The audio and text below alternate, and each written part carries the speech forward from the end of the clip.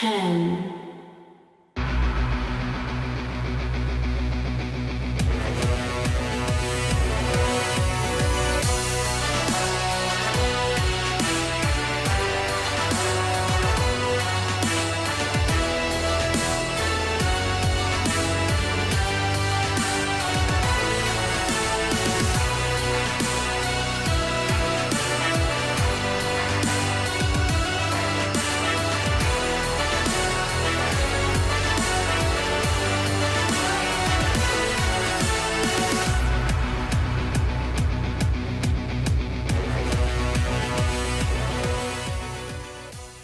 Welcome back to the Why So Series podcast, and we are back on our road to Infinity War series. Today we are reviewing or revisiting the second installment of the Thor series, Thor The Dark World.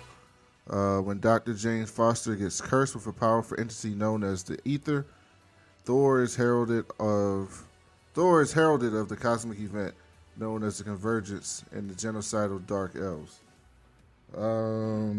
Well, I guess we'll start with Big Mike like we always do. Did you see this movie when it came out? And if not, what did you think about seeing it this time?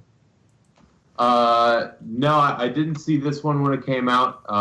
This was my second or my third time seeing it. I saw it, the last time I saw it, aside from watching it for this podcast, was probably like 3 or 4 months ago when I was actually kind of doing this whole thing, this Road to Infinity War, on my own, where I started watching everything in order. Mostly just the ones that I haven't watched in the past. So I didn't mind it when I first saw it. It was definitely different than watching it this time, where I was like, this one I'm actually paying attention and trying to pick up on things. The other time I saw it, it was more of just, I'm watching it just because I want to watch it. So I wasn't as like diligent in paying attention. But I kind of enjoy this movie. I know Mike was giving it a hard time the entire time we were watching it. This is like his least favorite movie of all time. He makes it seem like it that. But I really don't mind this movie. I thought it was pretty decent. So I don't know why Mike hates it so much. I hate this movie. Devin, what'd you think of it? I don't mind it. It's not a bad movie. I did not go see it in the movie theater because I would have fell asleep, as I did twice trying to watch it. And while I was watching with Brandon earlier today, I dozed. And it's not a bad movie, though. It's not a bad movie. It just doesn't hold my attention. But okay, I didn't think it was just an okay movie. It wasn't great or anything. It wasn't, like, especially for a Thor movie, it wasn't what I wanted it to be. But whatever. Mike, since you hated it, give us your overview of it before we get into it. I hate this movie. Nothing makes sense to me. It's terrible. It's kind of funny at some parts because it's a Thor movie. But I hate this movie. It doesn't make any sense. They don't explain much of anything. I just don't like it at all. And I think it's boring. Well, yeah, that was my biggest thing. It's kind of boring. I don't think it's a bad film. It's not bad. It's just boring. There's just a lot of dull spots, especially everything that happens on Earth. It's just fucking, I just dread it. What I liked about the film was how much they explored Asgard in the different realms, and being able to see more of Asgard in this film than you did in the first Thor film was really cool. And I thought the film was kind of funny, just similar to the first film, on accident at different parts of the film. Some of the things was like, there's a scene where like the big fucking thing is punching the shit out of Thor while he's on the ground. It's fucking funny, but I don't think it's supposed to be funny.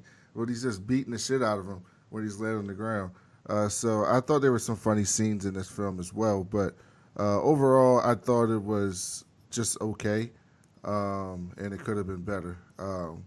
But I did like the beginning. I thought Anthony Hopkins recaps, like Anthony Hopkins doing the voiceover, is just so good. So good. Anytime he can do that on any show is something I'm looking forward to seeing. And also I wrote down that Thor is a meathead. Like, he is just like always just showing up, throwing punches, like just such a fucking meathead frat boy dude. Like it's so annoying and it's so like charming in a way too. What did you think about the first action scene, Big Mike? Yeah, I agree. I thought it was like really well made and like kind of like incredibly fitting for the Thor kind of brand. Like just kind of that old school like mythological kind of fight scene, almost like Lord of the Rings esque. And you just Thor comes in like a fucking boss and just fucks shit up immediately, and everyone's just like, all right, I'm fucking with this dude. Like, no way. So I thought it was really funny. But the action in it was pretty good too. So I liked it. No complaints. Mike, you always like action. Did you at least like this first scene when they were Lady Sif and Thor and everybody was fighting? Yeah, and I like that part. I mean, I didn't hate every single part of the movie. Like, it's the Thor movie, so it's going to be funny, and the action's going to be pretty good. I just didn't think it made sense. That's why I hated it. I don't.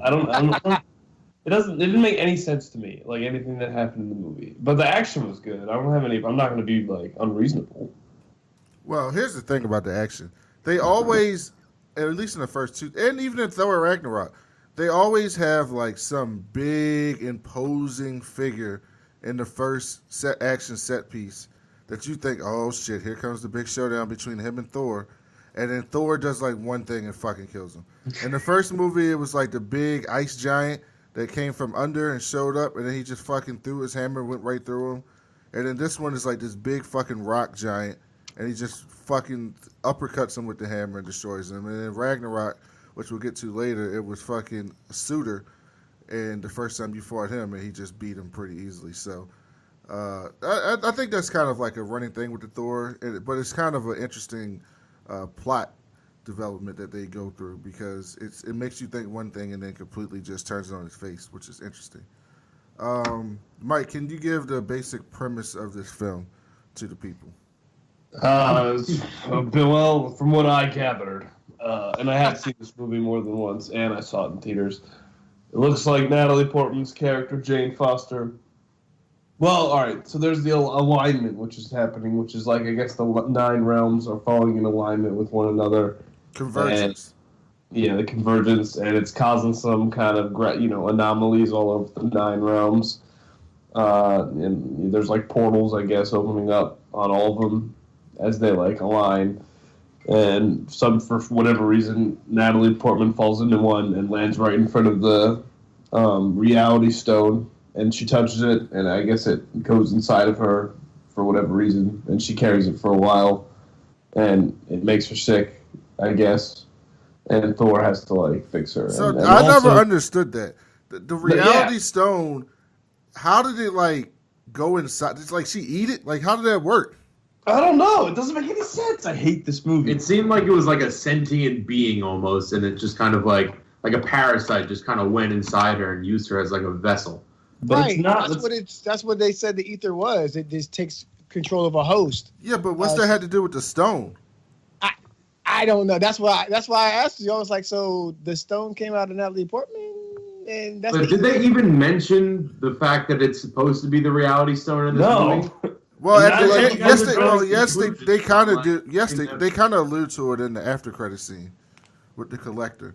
Yeah, that's it. That's the only time. So here's so maybe it's this. Maybe the ether is like something that possesses you.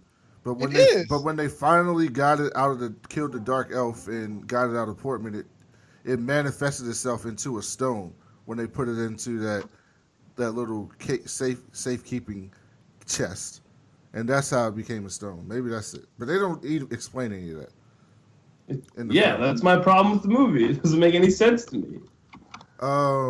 Yeah, I mean, there's some parts that don't make sense. The most okay. I got a question because I'm going to go to Devin last because he might say the same thing I'm saying. So, Mike, what's the most implausible thing that you saw in this film? I mean, there are several things that I find. For anything with the Reality Stone, it was not explained at all. I just don't understand why what you said, like with why did they go inside of her? Why? I mean, I don't even know how to formulate. It was like they called her. So basically, she's in London, and there's like this weird thing that's happening where it's like these portals opening, and then she just walks off from everybody else. like something's calling her. She walks down this dark hallway, and the next thing you know, she's like in this other dimension. Yeah, what the fuck? And then, which I mean, I guess she's going through a portal. I can understand that part. But then you see her like laid out like the Exorcist, and then all this shit going inside of her, and then she just appears back where they are and doesn't remember anything.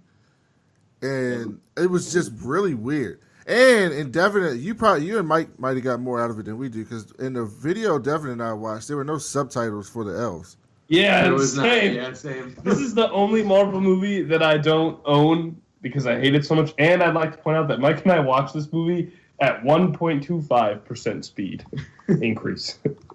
Why? Because Mike hates it so much and was putting up such a fuss, and I was just like, what if we just speed it up a little bit where we can like, plus we were a little short on time, so we are like, we'll just speed it up a little bit. This film is so not it'll that go by bad. quicker, I think but we can still understand everything. this film is not that bad. I'm pretty sure Big It's Mike not would bad. agree with I don't me. know. I don't know. What I you're thought talking this was about. better than Iron Man 3. No. That's what Yes, I was saying. I Like, think it was I was like, no, Iron Man 3 was good, but he was good. Like, Absolutely. there was a lot more that made sense in Iron Man 3 than it did in this movie, which I totally disagree with. I totally disagree. I disagree. Because Iron Man 3 made no fucking sense whatsoever. And not only that, it's more of like, when you think of Thor, I think of like, it's not, well, it is mythology, but Yeah, it's it like, you kind of watch it through that lens of like that mythology kind of lens where you're like, all right, you kind of have to accept like, this guy's a fucking lightning god, not like an average, well, not an average dude, like a super genius, but like, things are not going to be super realistic in Thor movies. And as soon as you kind of like accept that fact, things get better. They can still explain things. They should walk on know. rainbow I'm not- bridges. I'm not though. disagreeing They really with walk that. on rainbow bridges. Like, what are you talking about? But it's like nothing in Iron Man sense made sense. What? Even through the realm in Iron Man 3 made sense, even through the lens of what Iron Man should be, for me at least. The plot of Iron Man 3 was so bad, it made the movie terrible. Yeah. Yes. I And disagree then the with that. payoff was just fucking infuriating with the Mandarin. Nothing in this film was infuriating. It was just boring at No, times. it was exactly what I kind of expected it to be, in a way. I do wish that they would have explained some things like what the ether was and what it was doing. Yep. I do concede that, but like it didn't make me angry watching it like you did. Dude, I hate this movie. Well, the most implausible thing for this film to me was somehow they went. How many minutes is this? An hour and 52 minutes, and somehow hid Kat Dennings' boobs. For 2 films, you don't notice her boobs. It's amazing. What? Marvel You did know, an amazing job. They did a great job. Whose boobs? Kat Dennings. Darcy. Oh, yeah, really. That's crazy, right? Because Yeah, I don't even that's think crazy. about that shit. Like, Have that you is ever crazy. seen- that show New Girl? You ever That's seen cheap. 2 Broke Her Girls? boobs are out the entire time. Yeah, it's pretty incredible. Didn't know that. Yeah, Mike doesn't know anything about Kat Dennings. He lives under a rock. That is wild. Damn, I didn't even think about that. That is something I did not think about, but that is incredible. Also, how fucked up is S.H.I.E.L.D.? Dr. Selvig clearly went through a dramatic event, and they're not getting this man any help. They're not going to get him a therapist, a psychiatrist, or nothing. They're just going to let him deal with being possessed by the fucking Tesseract and Loki, and then just put him out in the world like nothing's wrong. That didn't make sense to me either. Why? That is was he another insane? thing Mike was bitching about. He's like, how come he's just all of a sudden crazy? It's like, I Why don't is know, he maybe crazy? he was What do you possessed mean? by an Okay, hold on, entity Mike. Destroying That's- an entire city. Yeah, That Mike, would put that's time into it. stupid. He was possessed for who knows how long he was possessed. Months he was possessed. And he came to find out that he was possessed by these fucking foreign, like these aliens, which almost caused him to destroy the Earth. Of course he's going to have some mental issues after that. What kind of question is that? And then he's still trying to save the goddamn Earth. Telling everybody about this conversion. Yeah, what kind of question is that, Mike? I think it was weak. Why was he running around with no pants? Because he was He had having a mental fucking breakdown. What is you walk around wrong all with the you? time with no clothes on. I don't say shit to you. Yeah, but we have an established agreement. What is wrong with you, Mike? Now that's just fucking being a fucking nitpicker. And it's not even nitpick. That's just a dumb analysis about that one. You gotta do better, Mike. You gotta do better with your hate. If you're gonna hate something, you gotta have some good old fashioned hate. All right, give me something good. Like for me, Heimdall has absolutely nothing to do in these first two films. He just Oh my stands God. there and gives Thor a couple sentences and then does nothing. Oh, Like, you know what else I don't like? Why was he so against Thor? It doesn't make sense to me. Just He's let him not do his Why against thing. wouldn't Thor. he be? What are you talking about? He's supposed to be king. The fuck you mean? Odin is Running around like a fucking jock ass teenager. yeah. He's Exactly. like, you have so much bigger things in this world, in this universe, and you sitting here worried about Jane Foster, who's gonna fucking and Thor. I mean, Loki said it. Loki says she's gonna die in what? If you're lucky, 80 years. Like that's a blip Yeah, another in your 5,000. fucking life. You live thousands of years. What are you gonna do after that? Like you're never gonna be ready for the day that she dies, and you're letting it consume you. And although that's supposed to be the good guy relationship that we're looking for, he's not wrong.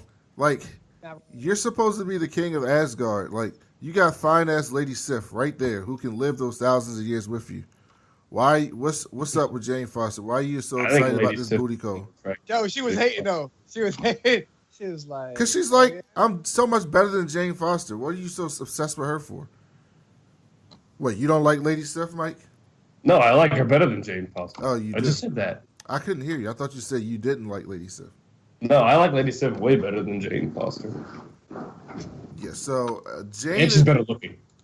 Well, yes. Jane is on Earth, and Thor comes to Earth, and basically, so this is how fucking love struck Thor is. He basically made Heimdall his bitch and say, I want you to stand here and look at Jane. So anytime I come here, you can tell me exactly what she's doing. And if I was Heimdall, I'd be like, you know how much more important things there are in the world than me worrying about Jane Foster. When you can go down to Earth anytime you want and talk They to also her. didn't explain that. How did he get back to Earth? What do you mean? They didn't explain how you got They back destroyed there. the bridge. They just. But they they just also fixed it? said at the end of Avengers that there's other ways. I mean, at the end of Thor, that there's other ways to get to Earth. They rebuilt some shit. Didn't you see Heimdall put his fucking sword in the thing? Yeah. Well, I like Heimdall. I never had a problem with him. He just didn't. You're right. He didn't have a purpose in this movie. He had no purpose in either film. He had much more of a purpose in first of all, Ragnarok. he called him slipping, right? They was like, oh shit, hold up, who the fuck? That's a ship right there. And then he took off. That was I like that action scene, even though Yo, I didn't know if he purposely slid. I don't know how I feel after Ragnarok. Right. I mean, Ragnarok was good there, but I didn't know if he purposely slid down the ship and threw his sword into the little engine room thing. But it was cool. I mean, I like that part. Yeah, I thought that was cool. What did you guys think about how they showed Asgard? That was one of the best things about this film to me, being able to see and explore Asgard and different parts of it. What did you guys think of that? Yeah, I kind of like that. I mean, in Thor 1, obviously we got like a little brief peek into what it was, but it was mostly just like the palace, which is still kind of was here, but at least you got like the ship scenes like flying all around and all like the big battle scenes when the other guys came, when the Dark Elves came in to fuck shit up. So like it was cool kind of seeing it as like a country, not just like this is where Odin and Thor live. So I think it was pretty cool. I agree. I definitely like that the Warriors 3 had Thor's back, and we got that whole crew do their thing and have some fun with Thor. And Asgard's beautiful, like you said. And then the whole plot to get Jane out of Asgard was awesome as well. Yeah, it was really good. It's beautiful, definitely. And then like the prison, the dungeon or whatever, that looks awesome. No one wanted Loki. Hey man, what's up? We're not gonna talk about this rock PCP. Like we getting a lot of PCP on these streets, like where they taste a little rock and then they turn red and then they become junkies and shit. Like what the fuck is that shit? Well, you Like, know, drugs are everywhere. even in Asgard. But like the thing about my man took it out of him, so yeah, he always had that PCP on him the whole time, yo. Mike, did you like it? Did you at least like Asgard? Yeah, I think my favorite part about that scene was every one of the warriors telling Loki that they would kill him if he betrayed Thor, and then he was like, well, evidently there's going to be a line. That was funny. Loki was also the other good thing about Tom Hiddleston. Just has a presence to him that's very, like it just drags your eyes to him on the screen among a bunch of other people who have presences, but it's just something about how he carries himself as Loki that's just so fucking cool to me. And I find myself cheering for Loki also. Because at one point, Loki goes to talk to Odin, and Odin's like, you weren't ever meant to be king. And I was like, God damn, it's not as bad enough that he's adopted, but you got to treat him like that? Like, no wonder he wants to fucking kill you all. Like, I was so for Loki. I said, I can see why Loki hates Odin. And Odin's so damn arrogant. Like, he's so fucking arrogant. Like, you wouldn't be here. He's basically like, Jane Foster has no point here. Guards, dispose of her. And I'm like, God damn. Like, she's clearly fucked up, laying here on the fucking bed. You just telling her to get rid of her? And then he sees the fucking power, and all of a sudden he cares. Fuck you, Odin. But Anthony Hopkins is amazing. He is amazing. Who do you think you are? I am Odin, king of the Nine Realms. Oh, well, nice to meet you. What you guys think about the villains, the elves? They're dumb.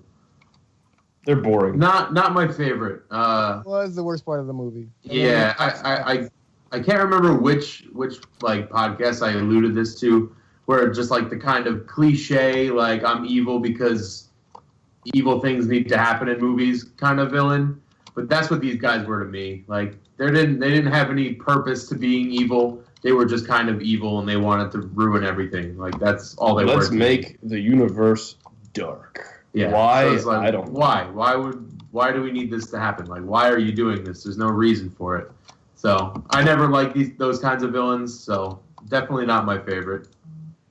Yeah, I agree with Mike 100%. They're just boring to watch. There's very boring to watch. So why did they want to make the universe dark? Because I didn't get that. That's what we were trying to figure out. I think they said something about like it existed before our universe, and then Odin's father killed them. But like, so maybe they got like I'm trying to figure out like if like if like Odin's father fucked them over, and that's why they want to come back, or if they were evil back then too. No, they were evil back then. No, they were evil back then. That's why he fucked them up. Yeah, that's why that's why Odin's father had to step in. He snuffed them out. He tried to eradicate them, but he didn't succeed because old boy was like, "Fuck it, I'm getting out of here," and told everybody else to throw their ships on and sacrifice their ships so he could get away. So the emotional part of this movie is supposed to be when the queen is killed by what is that thing called anyway? Was it just a soldier? Like did it get a name? I called him the Berserker. But the Berserker. That's usually what those kind of things are called. Let me see if it has a name somewhere in here. IMDb. It's gonna call it PCP monster. Who played him? I don't even. He was just like the elite guy, I guess. I don't have the name. But when they killed, did that scene, did you feel any emotion in that scene, or was it just like, oh, she's dead? Like, how did you feel about that?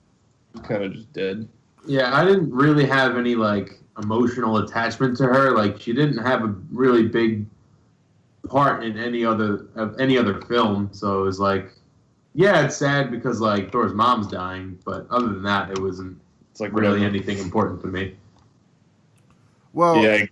I thought that Loki's reaction was very good, and I did feel the emotion there because Thor comes down there and he tries to put it on this front of how he always is, and then Thor's like, cut out with the fucking illusions, and then you just see him destroy the fucking cell, just all fucked up, bleeding, laying on the ground because he's pissed that his mom died, even though a few scenes earlier he's like, you're not my mom, but in reality that's his mama and he loves her. And I like that because it still shows that Loki, and you see it in every Thor film, that Loki's not irredeemable. Like, he's irredeemable in the way that he's never going to be completely good, but he's also never going to be completely bad. And I do like that part of the character and how that keeps the character around. Hopefully he doesn't die in Infinity War. Although I wouldn't put any money past it that he does die. So I got a question. Where the fuck did he put Odin at? Did he kill Odin? He banished him to. They explain it in Ragnarok. He like banished him to Earth, and he's a homeless guy in New York City. Oh, okay. That's in Norway. He's in Norway. He doesn't he move on to New York City somehow? He gets there. Oh yeah, he was in New York. Yeah. Doctor Strange had to help him find him. Yeah, that's right. So, Thank you. but how did he do that though? Like, Yeah, Yeah, that was probably one of my biggest issues with this film is the very end, where it's just like, where the fuck is Odin? How did Loki just no pun intended there, just I mean, it makes get sense. rid of Odin just like that? It makes sense if you're trying to set up the third film, and I think they did explain it in Ragnarok actually, so I can't be too mad at that. But I think they did go into detail about that in Ragnarok, because I remember the scene where Thor shows up and he fucking Loki is watching himself the play of him. I can't wait till we get to Ragnarok because I fucking loved Ragnarok. love that movie. It was really good. I love that film. Significantly more than this film and the first Thor. And the first, oh my god. I agree. Mike, was this the worst one that we've watched so far in your opinion? In my opinion, yes, even though you're all going to disagree with me. Yep. So what about this film did you like? I mean, what about this film did you like? I mean, why keep saying like? Did you not like more than say Iron Man 3 or Incredible Hulk, which were the other two that you didn't care a whole lot for? I think this is my worst to best. I mean, my worst one is Thor. My second worst is Hulk. My third worst is Iron Man 3. But no one's going to agree with me. And so why? Okay, so Total opposite. if you would fix this movie, how would you fix this movie? I would explain that Infinity Stone more, what it's doing, I'm curious to see what Thanos is going to do with it, because maybe it'll get more, descriptive. I don't know. And I don't know. I'd make it more. It was so boring. Like, I don't know. I'd make it more. I don't know. I don't know how I would fix it really. It's boring. I'm not super. I'm not a fucking movie exec. I don't know how this shit works. I'm just watching. Yeah, I just watched them, and I was not entertained by it. It was boring to me. Yeah, I thought it was boring too. So the last fight. Okay, I'm gonna need your help, Big Mike and Devin, because I don't think Mike's gonna be able to help me with this. But what the hell were the intern and Darcy doing, and how did that help them? And how the fuck? I don't even remember. It didn't even make sense to me how they won. Did it just like Thor hit the elf and he went through the portal and then the fucking ship fell on him? I don't get it. Yeah.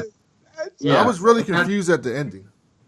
That's where I'm starting to agree with Mike, where like really just the last fight scene where it's just like, what were those fucking pole things that they were jamming in the ground? I actually know what those were, or what they were supposed to be. I know what they're supposed to be. They even admitted like they're supposed to detect anomalies, not create them. So like, how the fuck are they just creating portals to another dimension? That's where it doesn't make any sense. They were supposed to detect anomalies, which I understand, which makes sense. Sure, but then like they just somehow reprogrammed or jack up the levels. And they didn't. Makes them? Whatever. Because, when Eric was in the loony bin, he was talking to fucking Stan Lee and them. Nobody paid attention. He said he had the gravitational poles to help to fix it, so they would all pass through the same Earth. I mean, it's pass through the same realm at the same time and not affect Earth. And they didn't talk anything else about that after that happened. So I don't know if they used that technology when they got with Eric. But what the fuck happened? Yeah, you're right. Exactly. There's a lot of holes in this film as far as the conflict ending with whatever that was. Also, so some good things about this film is, did you guys notice how low-key jealous Thor was of the dude? You that can't went say on the how date? low-key jealous Thor was, because that just confused the shit out of me. How jealous Thor was of the guy of the guy. He goes, who is Richard? And I'm like, God damn, Thor, you are fucking God, and you worried about this fucking dude? Relax. Jeez. And then he gets to the house, and he fucking hangs his hammer up on the coat rack. I was fucking. I thought, how would that? I'm like, how does that shit not fall straight through the floor? That is so ridiculously funny to me. Oh, I loved it every second of it. I also love how Thor wore his costume the whole film. Like, I wish he wore his helmet more though. He doesn't wear his helmet that much in these films, but I love how he has his costume on the whole film. So he's basically Thor. Like, he's not walking around in fucking a t. Like in Ragnarok, it's so funny when he's walking around Earth with like a fucking jacket on and a t-shirt, and it's like this doesn't look like fucking Thor. But the character has. Let's talk about how much the character has changed. We'll get to it more in Age of Ultron and Ragnarok. But like this, the Thor of the first 3 times we see him in Avengers, Thor 1 and Thor 2, and the Thor that we see in Age of Ultron and Ragnarok are like 2 completely different characters. And I think that's why we love him now, because we've seen his evolution more so than any other character in the Avengers movies or even in the MCU. The growth of him, like he has more depth to him now, and he seems like he's sensible and he still kicks ass. But like, and he has changed. His hair is short now, so like he looks like a better. I like that better. He hated it, by the way. That didn't he look it up, and he just hated having the that hair, which I don't blame him. So that was his real hair? Yeah. No. It was a wig. That's what we looked up. We were looking up if that was his real hair, if it was a wig, and it was a wig. He hated wearing it, so just let him cut his hair. I like short hair Thor better anyway. So do I. My friend wasn't as bad in Avengers and in Thor 1, but now it just got way too long. Yeah. So I talked about it a little bit, but we'll go to all 3 of you. What do you guys think of Loki? How they used Loki? What do you think about his role in this film compared to Avengers and Thor 1? I mean, I liked it, but it felt they kind of just did it to have him in the movie. Because honestly, if he did those crimes in real life, no one would be like, "Yo, keep this guy right where he belongs. He should not be outside ever." I honestly think they're fucking dungeons some shit. That's what I walked away with this movie from. Like, oh man, their dungeon really needs some upgrades because Loki is gonna get out of here really quickly. You could just punch through a wall and like it'd be broken and everything. Right. Like, come on. And they still has his powers. Like I'm like, they're not taking away his powers or anything like that. Like this motherfucker has powers. Like, yeah, I didn't mind Loki's role in the movie. I think it was kind of like a good. I don't remember if I talked about it in the first Thor or even like the Avengers, where I don't really see Loki as a villain for some reason. Maybe it's just the way he's played, or I just like Tom Hiddleston, but I don't see him as a villain. So like seeing him in this kind of redemption type role was kind of nice for me, because it kind of proves me like, oh, see, he's not a bad guy. Like he's just misunderstood. He's fine. He's not misunderstood. He is misunderstood. He's not misunderstood. He is definitely understood that he is an asshole. He will cross you. Yeah. He will double cross you, and he's only out for self. It is not misunderstood who he is. Yeah, but there's still some good in him. Some, not a lot. So, well, you see a little bit more in Ragnarok. As well. So yeah. Again, out for self. You can see that he doesn't want to like just be evil. Like he wants to like be understood almost. Like he wants people to understand why he's doing the things he's doing, and he wants to be like a king. Like he doesn't want to just be an evil person. I don't know. I honestly got that from he just wants to rule over somebody. He wants to try Earth. He thinks he deserves. He tried Earth. He tried Asgard. He just wants to rule something. But I don't think that makes him misunderstood. I think that makes him a dick, and he always does some mischievous shit because he can't have a throne. I can't argue with that. I agree. All right, it's not a lot to keep talking about this film because, like we said, it was kind of boring. So, what'd you think of the after credit scene in the first appearance of the Collector in the Marvel Universe? And what'd you think at the time when you saw the Collector? Did you know anything about him? I did not actually. I think I did not know anything about him, and I was curious as to who I thought he was an ally, but he's definitely. I don't think he is anymore. He's I don't even know what to call the Collector, because I wouldn't call him a villain per se. He's a villain in the comics more so. I mean, in the comics, he's not even a villain so much as just like a person who just wants shit for any means necessary for his collection. He likes to collect heroes though too, doesn't he?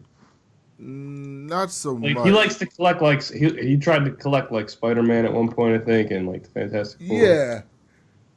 But in more recent years, he's been more so of like a black market type guy. Yeah, that's what I think he is. I just think he's a dealer. So why give him the Infinity Stone? Because because you know it's going to be kept safe. Because he doesn't allow people to fuck with his shit. So that's why it was interesting when you see him in Guardians of the Galaxy that the other Power Stone fucked up his whole collection thing. You don't just go to the collector and take his shit. Like in the Guardians of the Galaxy, what was I going to get to? I actually will get to this in the Guardians of the Galaxy podcast. I'll save it for that. But Big Mike, did you know anything about the collector? No, not a thing. I'm pretty sure I saw this movie for the first time before I saw Guardians. I don't remember a whole lot about like remembering the collector, but I knew nothing about him. Like my first introduction to him, at least like knowing who he was in Guardians.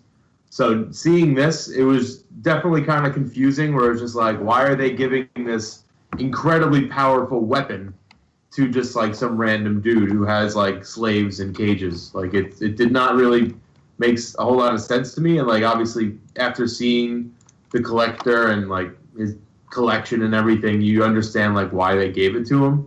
But like first seeing it, it was like, why would they give this guy, this random dude, like what we now know as an Infinity Stone? I still don't really understand it, but maybe you guys could shed some light on that for me. Well, the collector, he just has a fucking infatuation with collecting shit.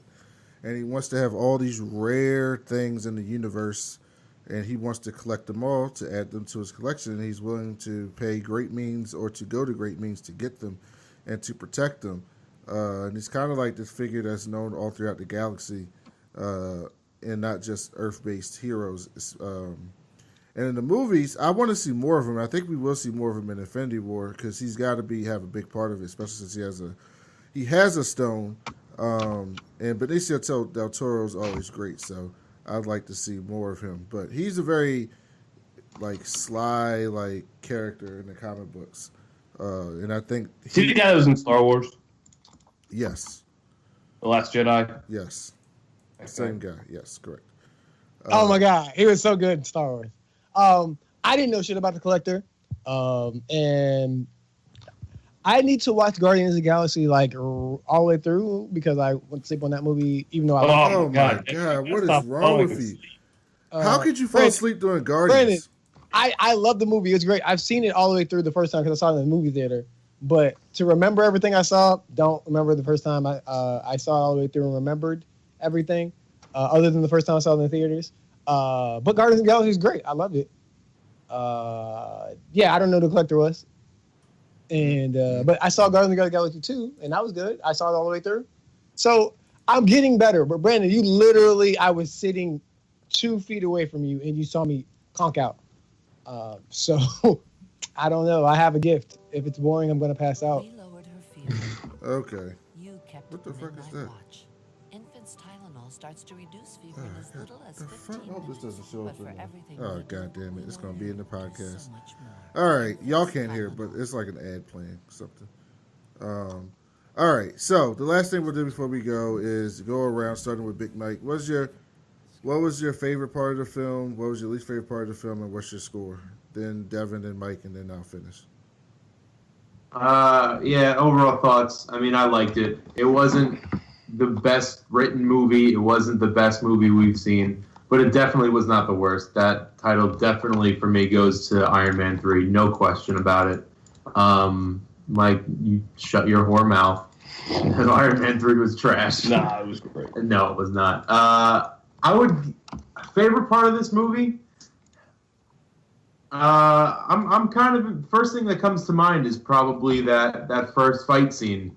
I thought it was like the most Thor-esque type thing that we've kind of seen from him. Just the way, it really spoke to his personality really well and kind of his brand.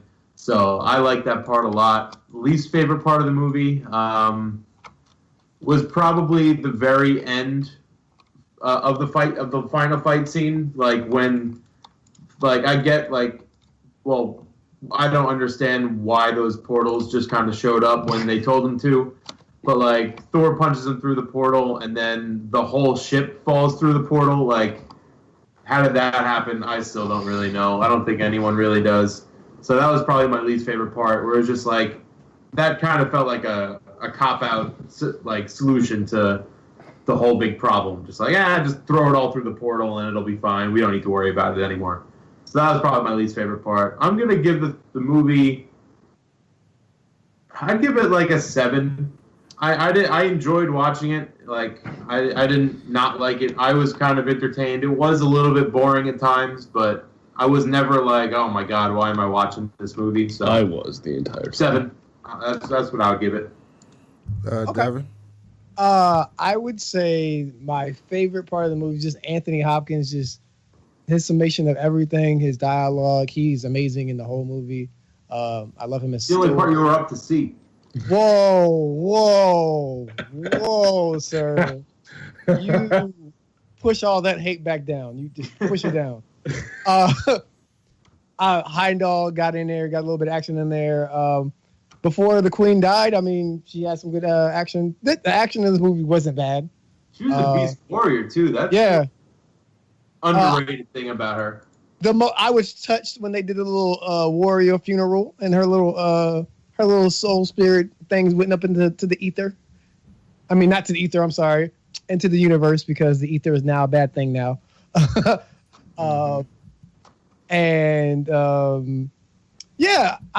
love Sif's weapon. Like when she made it a whole bow dagger, a sword, and turned into a bow. That shit was awesome. Things I didn't like, and I didn't like that this movie bored me. I did love the guy from Wedding Crashers, not Wedding Crashers, but Bridesmaid that Jane had lunch with. He is awesome. You always want to root for him. His name is Chris O'Dowd, I think.